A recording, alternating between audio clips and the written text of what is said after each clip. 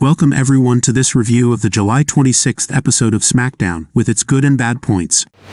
The show starts backstage with Nick Aldis explaining to the Bloodline that they will have to cancel their participation in the Gauntlet due to an injury to Tonga Loa. However, Solo Sikoa disagrees and wants to replace Tonga Loa with Jacob Fatu, which Nick Aldis accepts. Sorry for Tonga Loa, but it was the right choice. We are much more excited to see Jacob Fatu in the ring. In an entertaining bout, LA Knight pinned Santos Escobar with his signature BFT. Logan Paul tried to interfere, but Knight shut him down with a swift clothesline. Escobar, bless his heart, couldn't take advantage of the distraction. Just as he was about to hit his Phantom Driver, Knight struck with the BFT for the win.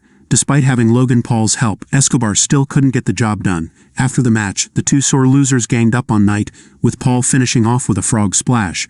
With this interference, LA Knight could have easily lost the match, and it wouldn't have been problematic. However, this made Santos Escobar look foolish, as even with multiple external aids, including an intervention by Elektra Lopez, he still couldn't secure the win.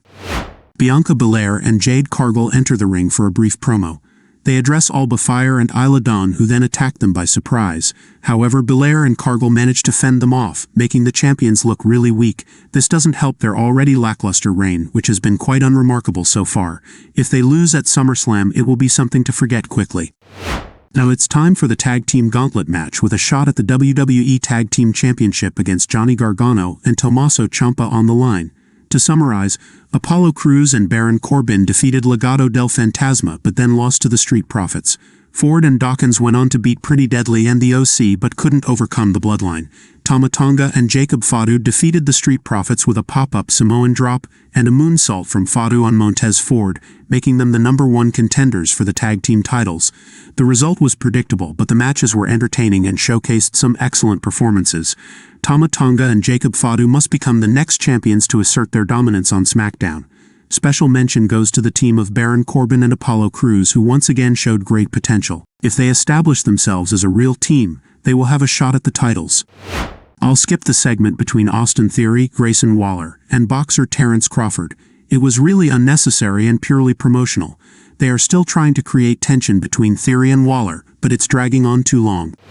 The main event featured the team of Bayley and Mia Yim against Tiffany, Stratton, and Nia Jax. However, before the match started, Jax and Stratton attacked Mia Yim, leaving Bayley to face them 2-on-1 for a large portion of the match. While Mia Yim managed to return, it wasn't enough. Although she and Bayley briefly gained the upper hand, it didn't last because Stratton eventually knocked out Bayley with the briefcase while the referee wasn't looking. After taking care of Mia Yim, Nia Jax hit her Annihilator on Bayley for the win. We had a well-constructed match with the pre-match attack, the champion being at a disadvantage, and her partner making a comeback. However, the faces ultimately lost due to the sneaky tactics of the heels, basic but well executed.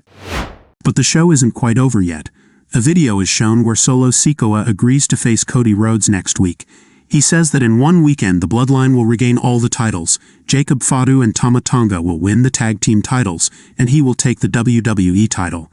And if Roman Reigns has a problem with that, he knows where to find him. So my dear Solo, we agree with you about Tonga and Jacob Fatu.